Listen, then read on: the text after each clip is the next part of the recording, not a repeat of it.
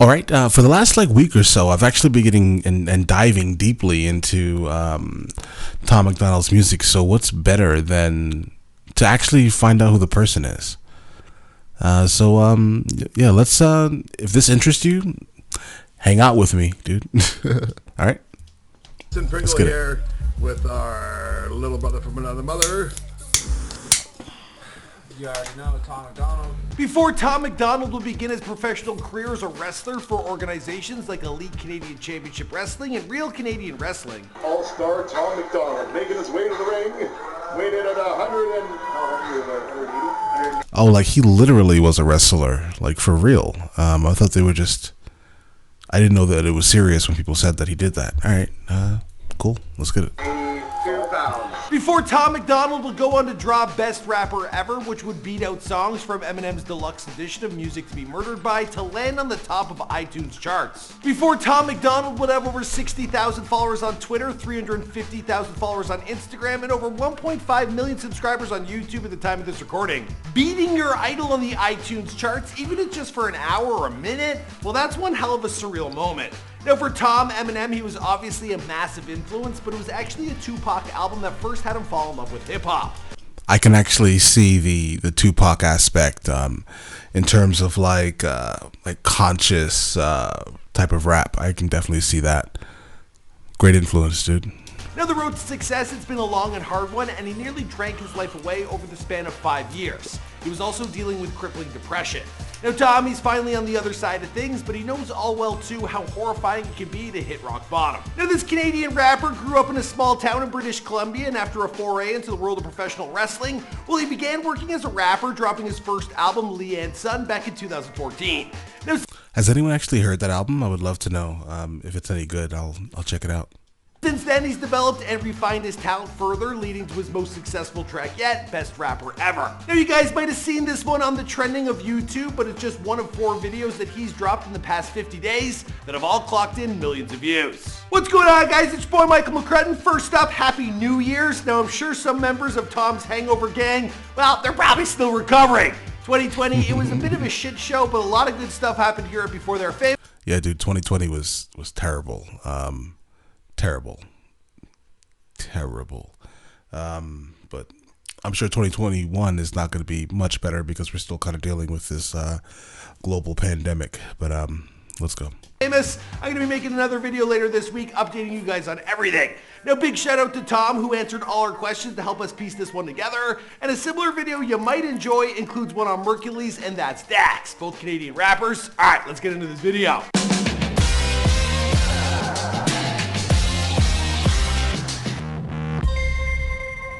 Be sure to subscribe and hit that bell. Boom!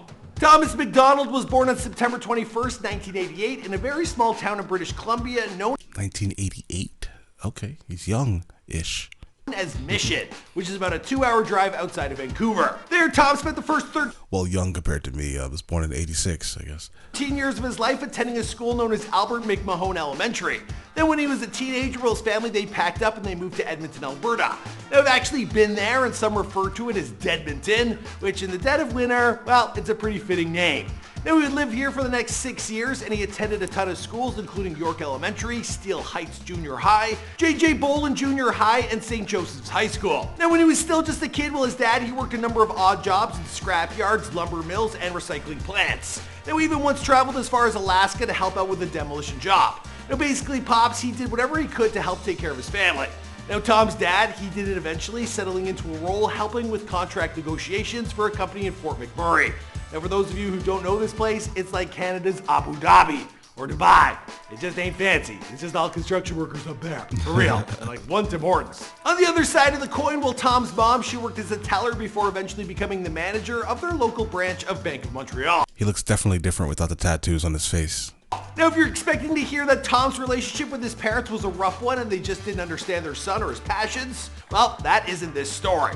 Now, in fact, Tom, he tells us that his parents, they always pushed him to follow his dreams no matter what they were.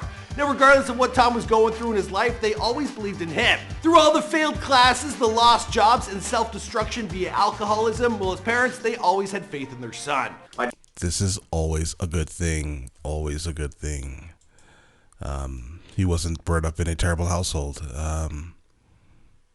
There's nothing better than the love of your parents, dude. There's nothing better. So, dude. No matter what they were.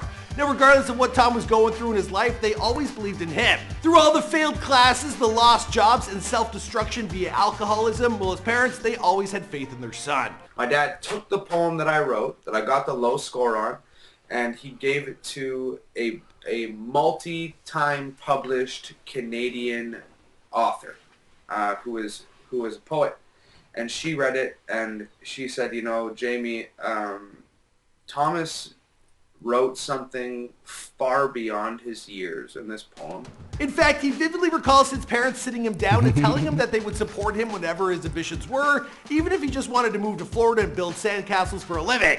They were confident that those would be the best sandcastles ever made. Now, Tom also grew up with his sister as well, and he's even more proud of her than she is of him and his success, especially considering recent world events. Now, Tom's sister, she works as a registered nurse and is right now on the front lines working in operating rooms to help with the pandemic in Canada's COVID units. So yeah, like a huge shout out to her and all the amazing work she's doing right now. Now, with all that support in his corner, well, Tom, he had to decide what he wanted to do with his life. Now, at first, he wanted to become a professional. I remember he mentioned about how like all he wanted was to take care of his family, basically, and he took care of his sister very well. So, congratulations, dude. Sounds like a great dude. Professional wrestler because as a teenager, well, he was a huge fan of Stone Cold Steve Austin, and he was willing to do whatever it took to be just like his idol. Honestly, I'm just so tired. I just want to go. If you're excited to drop your brand new video, give me a hell yeah, Tom. Hell yeah, Steve. Hell yeah. So when he was just 14 years old, well, Tom, he began training for his future in the wrestling ring. Within 6 months, he was having his very first wrestling match. A year later, he was on a bi-weekly wrestling television show in Canada called Canadian Wrestling Legends. There's a flag with the lady in the red shirt and the white is a rascal as she gets tipped over there. Spit up. Oh! Biggest spot of the match. Oh yeah, here we go. And let's draw heat. Now, because Tom was wrestling while still in high school, he was placed in a unique educational system known as ISDL, or Independent Self-Directed Learning. What that meant is that he attended classes and seminars in certain subjects, then did the schoolwork and tests in his own time. Now, this allowed Tom to finish his education system while spending like 3/4 of his day in the gym, lifting weights and preparing for his upcoming matches. After graduating from high school, Tom, he would go on to work. Well, that's an amazing system of learning there. To be able to just do the work whenever you want to do it, just as long as it gets done. I don't think we have anything like that in America. I could be wrong, though. As a professional wrestler for a handful of years. Now, all in all, he worked the wrestling circuit for 6 years, including promotions like Prairie Wrestling Alliance and Monster Pro Wrestling. Now, anyone who's ever tried to make a living in that industry knows how difficult it can be. It's a lot of hard work for very little pay until you make it big. That sounds like YouTube, dude. So Tom, well, he had to supplement his income by working construction jobs. Now, he primarily worked as a carpenter, building a lot of houses and businesses in both the residential and the commercial sectors. Now, he'd also head up north and work in logging camps and oil rigs to make some more extra money on the side. But through all the wrestling, the carpentry, and the physical labor, well, Tom, he was harboring a secret passion, a desire to rap. Now, Tom had always wanted to do something that affected people on a real level, which is why being a musician has always been intriguing to him. Ever since his dad first took him to a pawn shop, gave him $5, and Tom, he bought himself Tupac's All Eyes on Me. And the kid, well, that's a great album. He's been hooked ever since. Now, Tom had never heard of Tupac before, and this album had changed his life. He fell in love with it and hip-hop. You've never heard of Tupac? In general. But as a white kid from the Canadian suburbs, well, Tom knew there was a huge disconnect between himself and the music he loved. So from there, he began writing poetry as a way to bridge the gap. Now, eventually, those poems, they turned into rock songs, and Tom, he worked for a long time on refining the sound for himself before determining that he simply didn't have the voice of a rock star. Then one day in school, a friend, he told him all about this record that he had stolen from his older brother. It was an album from a white rapper named Eminem. Tom gave the record a listen and his mind was blown. Almost instantly, that disconnect he felt between himself and hip-hop, it disintegrated altogether. Now, Tom knew from that point forward that he could accomplish his dreams. I hate to say it, but Eminem came out with a real Slim Shady, Please Stand Up. And I just remember seeing the video and I was like, yo, this guy looks like me. This guy's got, you know, this little white boy. He's got blonde hair. He's got blue eyes, and he's dope. So Tom, he started writing raps in secret. Now, he even started writing them while he was still a professional wrestler. Now, by the time his pro wrestling career had ended, well, he knew what his next move was going to be. He bought professional software and recording equipment, and he started making his own beats. It's kind of like a weird thing, actually. I was like a professional wrestler, like the WWF stuff, before the music came along. And then just due to a lot of different circumstances, I sort of got out of the wrestling thing, and I just had all this, you know, pent-up creativity. I've just always been that kid. Right. And I always just really just loved music. Before long, he was working with a producer known as OV and dropping his first album, Leanne's Son. Around this time, he moved back to Vancouver on his own and started collaborating with a rapper named Matt Brevner, dropping his first music video, Dark Side of the Moon. Now, at first, he thought he had to write I think I should see that video. songs about money, girls, and cars because that's what popular rappers do. Now, this only led to inner turmoil that was further fueled by things like drinking, weed, and partying. Also, that other stupid shit that tends to get in the way. Now, things got so bad there were days when he couldn't even manage to eat something as simple as an egg or a piece of toast, not to mention the sleepless nights which had him turning into a shell of his former self. In fact, Tom, he had something of a mental breakdown not too far along into his musical career. Now, this event had radically changed his life after spending a year in a really bad place, not making any music, while he realized that he wasn't being authentic to himself. I used to love to be in public. Now I'd rather be alone. And even though it's difficult, it's probably for the best. If I didn't make a change, I would have drank myself to death. Thus, he gave up his vices and he turned his gaze inward to figure things out. And this is the spoken word that a couple of people have mentioned to me that I should probably look into some of his spoken word. Trust me, that will come soon. With the help of people like his good friend Brendan Hart and the woman who would one day become his partner in crime and his best friend in the world, Nova Rockefeller. We'll have more on her in just a second. Now eventually Tom, well, he made it out to the other side. Not only that, well, he learned what was important to him and that he had things he wanted to say in his music. It was then in 2017 that he was experiencing his first real signs of success with his track Dear Rappers. Nova would go on to shoot and edit. Yeah, that Dear Rappers song, dude. Respect. With his track Dear Rappers. Nova would go on to shoot and edit all of Tom's music videos over the years, and her wealth of knowledge pertaining to the industry, well, it's kept him on the right path navigating the business side of things. Now, she's the teammate that Tom never knew he needed, but she would wind up saving his life. After 13 years of friendship, well, they graduated to something more, and the pair, well, they've been together as a couple for over 4 years now. In terms of his process, well, Tom works as hard as he possibly can, putting in 20-hour days consistently. He figures if he can outdo himself each and every day, he'll eventually get to a place he wants to be in his life. If you look at the tagline on my channel, it says, work hard until you're recognized. Okay. This is my motto. I live by this motto. I literally spend maybe 8 hours a day recording and editing the videos I post here.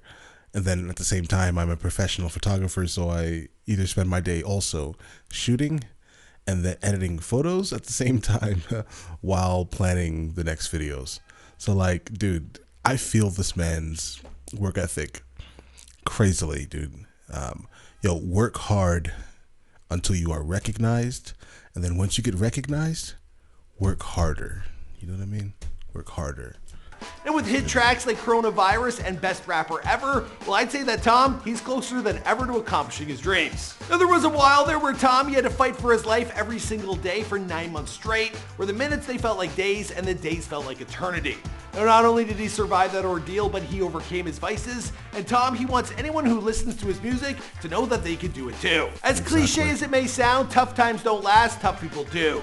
And those are the last words that Tom, he would like to leave for all his fans. Alright, a huge shout out to Tom for helping us That's an amazing quote. flesh out this video, answering all our questions. As for the rest of the story, well, I guess we're gonna have to wait and see because this is before they were famous. My name is Mike McCrudden. We drop a new video each and every day, so if you're not subscribed, please do. Also turn on them post notifications. This channel does big things. We get in contact with all the stars, and it's nice when they collab with us because you ain't hearing this anywhere else. Alright, I'll see you guys in another video. Alright guys, I hope you enjoyed that video. Alright, yeah, basically, dude, like, from what I've learned from him is that he definitely has the work ethic of a champion. He is without a doubt destined for fame and success. This is what happens when you dedicate your life to something and then at the same time work hard for it. No one is going to give you anything, dude, at all. So work. Then when you're tired, drink some coffee and work some more, dude. Yeah. So like, I definitely love his work ethic. I love the music that he produces. I love the deep thought that he creates within his music. I love the conversation pieces that can be created off of each and every one of his songs. Yeah, dude, respect. But if you're new here, like and subscribe. Enjoy the rest of your day. Work hard though.